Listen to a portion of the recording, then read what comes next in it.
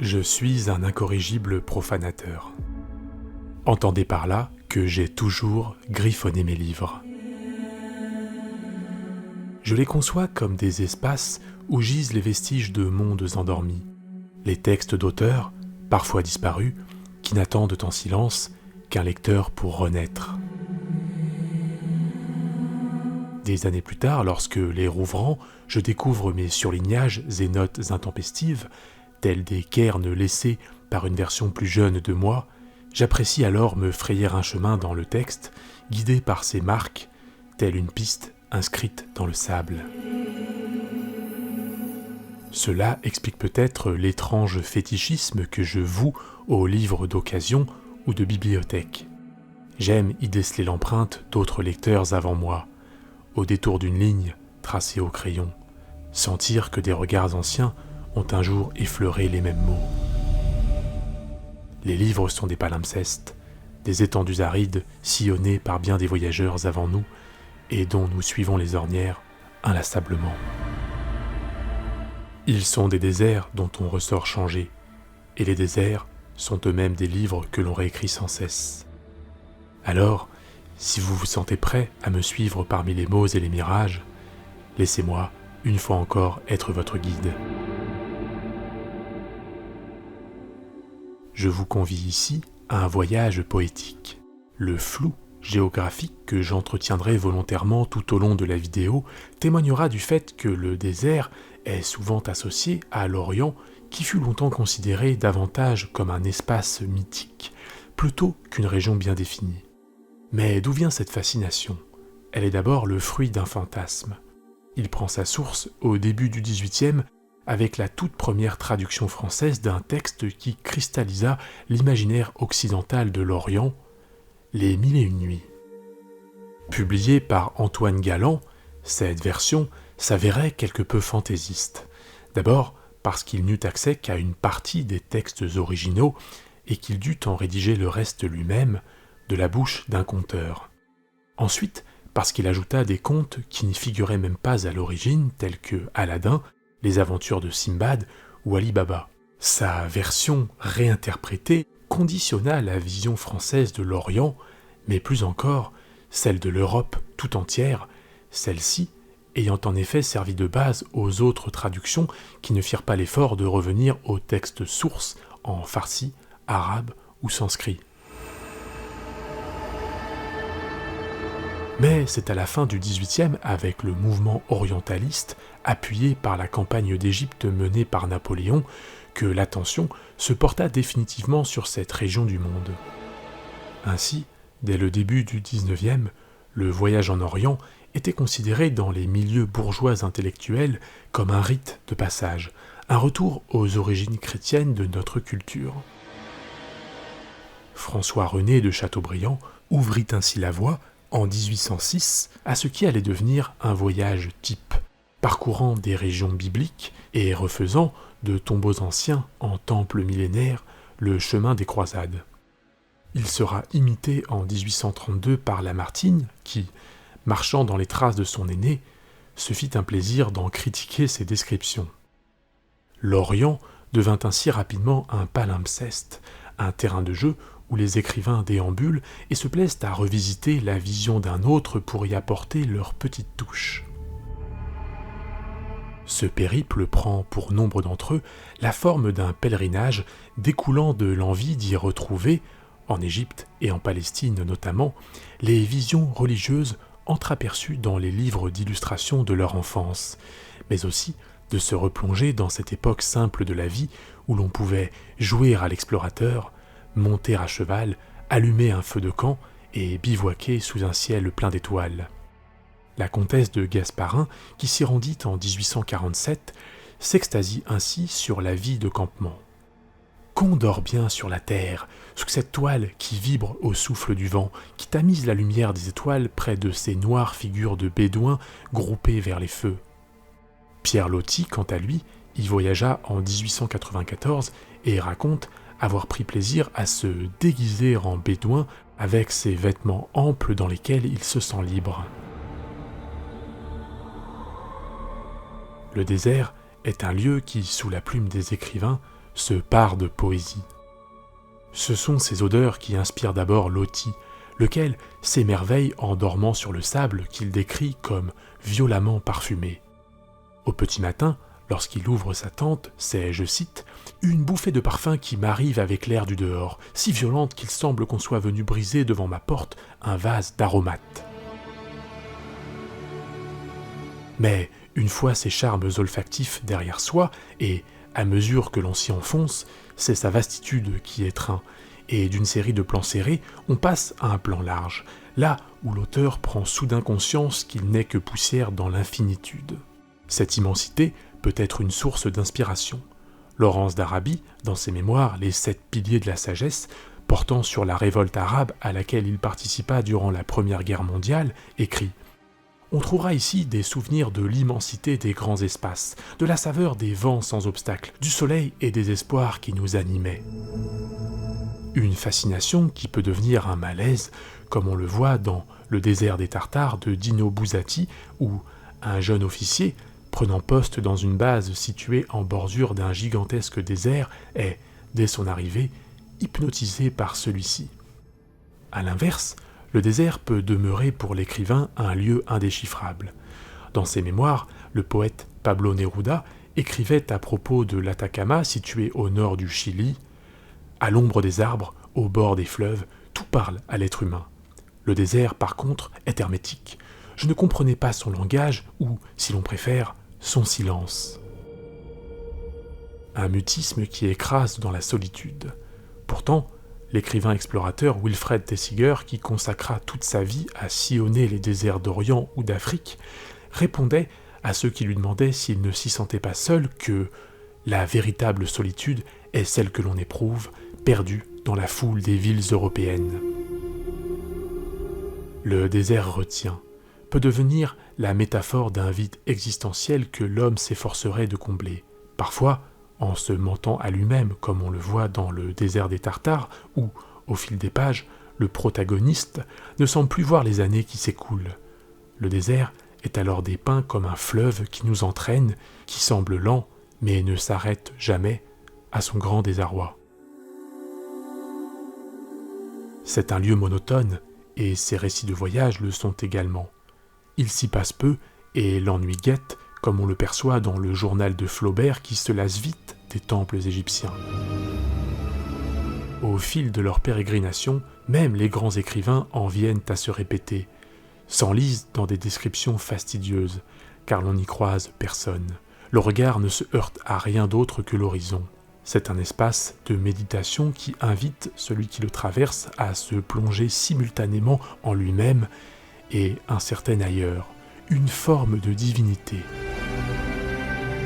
Ce lien étroit avec le divin, Constantin François Chasseboeuf, plus connu sous le nom de Volney, fut l'un des premiers à le décrire. Cet historien, philosophe et homme politique voyagea en Orient de 1782 à 1785 et s'illustra en particulier avec les Ruines, ouvrage qui eut une influence considérable sur son époque et posa les jalons de la thèse mythiste selon laquelle Jésus de Nazareth serait un personnage légendaire. Volney documenta aussi de manière savante les us et coutumes locales, notamment les croyances des peuples nomades, dont il expliquait, je cite, que les Bédouins gardent par politique des apparences musulmanes, mais elles sont si peu rigoureuses et leur dévotion si relâchée qu'ils passent généralement pour des infidèles sans loi et sans prophète. Ils disent même assez volontiers que la religion de Mahomet n'a point été faite pour eux, car, ajoute-t-il, comment faire des ablutions puisque nous n'avons point d'eau ? Une forme de dénuement suprême que relève Laurence d'Arabie, expliquant que la liberté du Bédouin vient du fait, je cite, qu'il a oublié toute attache matérielle, tout confort superflu, toute complication pour atteindre cette liberté. Sa vie est faite de l'air et des vents, rien que le ciel là-haut et la terre immaculée ici-bas. C'est là que, inconsciemment, il approche de Dieu. Le désert est donc un théâtre paradoxal du divin comme une quête de soi, mais aussi d'une croyance malléable. Une idée qui influença de nombreux auteurs contemporains, parmi lesquels Frank Herbert et son grand cycle Dune, prenant place sur une planète des sables où un peuple nomade attend la venue d'un Messie dont il est permis de croire qu'elle est instrumentalisée par des tiers pour leurs propres intérêts. De manière très différente, Cormac McCarthy, dans son western apocalyptique Méridien de sang, se servira de ce décor pour mettre en lumière la face sombre de l'homme dans un lieu aux dimensions bibliques, mais sans repère et dénué de toute morale, où les hommes perdent leur lien avec la divinité. Nerval, pour sa part, en dressa un portrait ésotérique, peuplé de djinns, mettant en retrait l'héritage des grandes religions monothéistes pour dévoiler à la place une zone fractale aux infinités de mythes et croyances qu'il chercha à rapprocher entre elles. Au début du XXe siècle, Lovecraft utilisa dans sa nouvelle La Cité sans nom le désert d'Arabie comme un portail, un espace de transition entre un monde antique, déjà très vieux donc, et un autre si ancien qu'il nous est inconnu. Les sables y abritent une cité cyclopéenne peuplée jadis par des créatures dont même nos mythologies ont perdu toute trace, et dont le narrateur déclare qu'elle était sans doute déjà là avant que les briques de Babylone ne soient cuites, qu'elle aurait même survécu au déluge, la rendant ainsi antérieure à un événement considéré comme au-delà des âges. Autre exemple du même genre avec L'Exorciste de William Peter Blatty, où c'est en Irak que l'incarnation du mal, Pazuzu, a trouvé refuge et attend son heure, faisant une fois encore du désert une zone de jonction entre notre monde et celui d'un folklore ancien, Pazuzu étant le roi démon dans la mythologie mésopotamienne. Le désert est un miroir invitant l'homme à se projeter. Une page blanche dans le cas de l'écrivain, mais aussi, et bien qu'il s'agisse d'un espace vide, généralement sans ressources, un lieu d'affrontement, révélant la soif de contrôle inepte qui anime le conquérant. Laurence d'Arabie, qui était un peu des deux, fille du désert, missionnée par l'Empire britannique, le théâtre de ses visions et de celles de tout un peuple qu'il s'efforça de rassembler, y modifiant l'histoire et la géopolitique à coups de canon. Quelques années plus tard, après la fin de la Première Guerre mondiale et la désillusion des tribus nomades, il écrira Les 7 piliers de la sagesse, sans doute le plus gros livre que j'ai lu de ma vie. Des mémoires émouvantes parce que l'on devine que Lawrence, s'apercevant avec le recul de l'ampleur du travail accompli, remet également en cause son bien-fondé. On sent une volonté de sa part d'apporter un témoignage le plus honnête possible avant que tout ne soit emporté par l'histoire, ou du moins sa version écrite par les vainqueurs. Il martèle ainsi comme pour se justifier « Il s'agissait d'une guerre arabe, menée et commandée par des Arabes au service d'un projet arabe en Arabie. » Ce qui ne l'empêche pas de confesser un peu plus loin. Dès le début, il était évident que si nous gagnions la guerre, ces engagements resteraient lettre morte et il aurait été honnête de ma part de conseiller aux Arabes de rentrer chez eux, de ne pas risquer leur vie pour des promesses en l'air.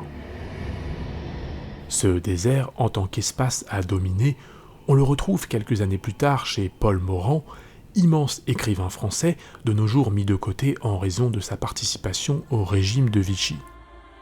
Morand se rendit en Afrique occidentale française en 1928 et publia Paris-Tombouctou, qu'il décrivait modestement comme un petit livre à l'usage des voyageurs désirant visiter la région. S'il n'échappe pas à de nombreux préjugés racistes de l'époque, il n'en demeure pas moins un témoignage édifiant sur la vie des êtres humains de cette région. Dans son roman Désert, Le Clésio en fait un espace mémoriel où époques et générations s'entrechoquent et dialoguent au travers de deux personnages.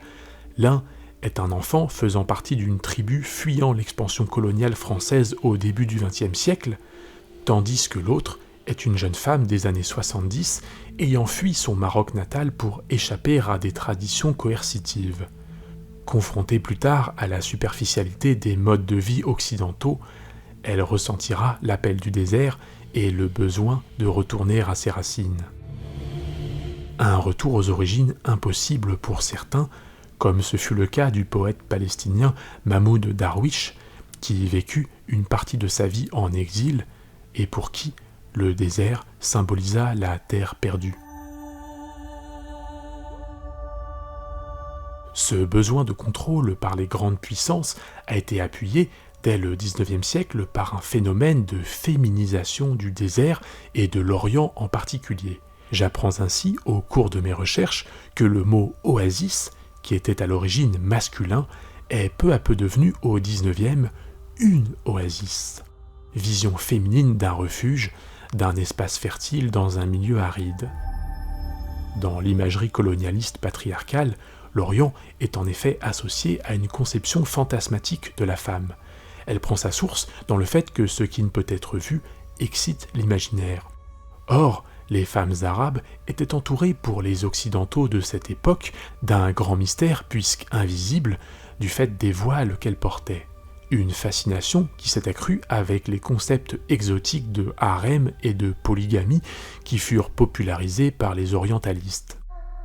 On en trouve de nombreux exemples dans la littérature, tels que Le Voyage en Orient de Nerval, où l'auteur se plaît à mélanger, au fil de son récit, des éléments biographiques à de pures affabulations romanesques, dont l'un des épisodes les plus marquants est celui de l'esclave javanaise qu'il achète au Caire pour lui servir de femme et qu'il décrit comme un oiseau splendide qu'il posséderait en cage.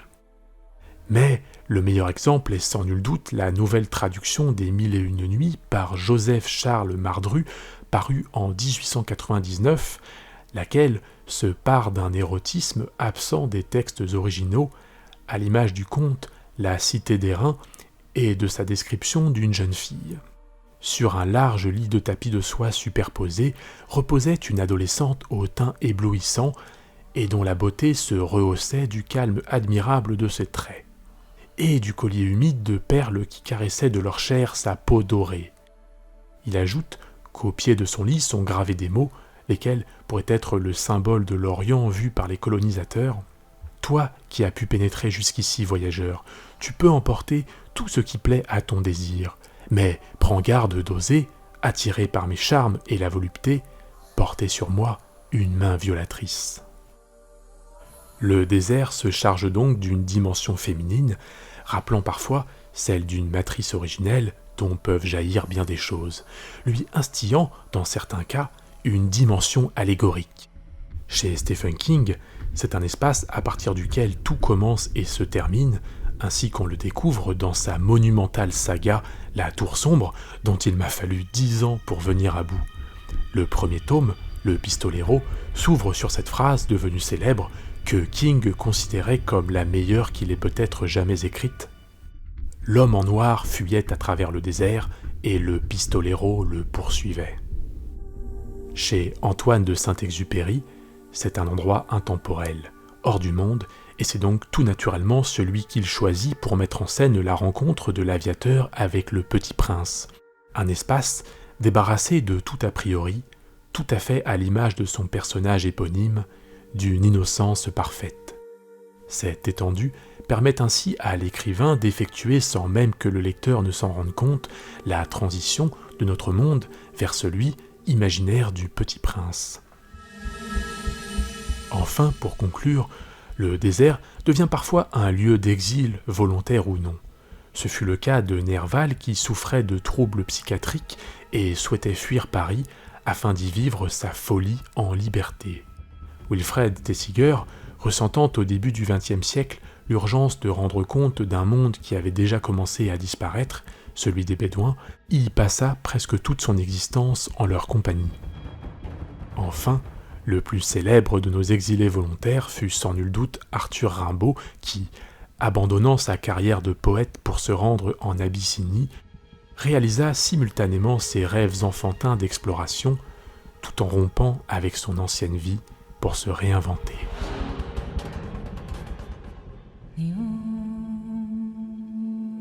Le désert était aux origines un lieu d'épreuve et de transformation spirituelle. Dans l'Ancien Testament, c'est là qu'erre le peuple hébreu durant 40 années avant de recevoir la révélation divine. Aujourd'hui, le désert souffre peut-être de son immuabilité. Il a été trop décrit, trop filmé, comme un décor dont la peinture s'écaillerait. Son mystère semble avoir disparu sous les ornières laissées par les touristes en SUV, comme j'ai moi-même pu en être témoin. Leur haut-parleur braille une musique contemporaine faisant tache au milieu de son auguste magnificence. Les déserts en ont assez de nous, je le crains. À moins qu'ils ne soient simplement malades d'être depuis trop longtemps nourris par le sang d'hommes qui ont oublié qu'ils avaient été frères avant de s'entre-détruire.